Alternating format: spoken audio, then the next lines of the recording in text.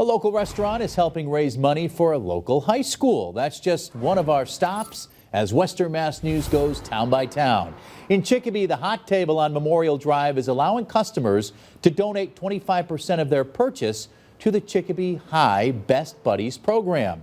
You can stop by the restaurant until 9 tonight to make a donation.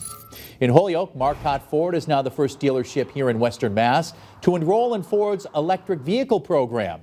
Marcotte is investing more than $1 million in new infrastructure to help support the new program, which includes 2 level 3 chargers, 5 level 2 chargers, and 11 NEMA outlets at their dealership. Now to Amherst, where the Center for Women and Community celebrating 50 years of leadership and advocacy. The day-long 50th anniversary celebration was held today. The event featured an interactive exhibit, guest speakers, awards, live performances, and a silent auction.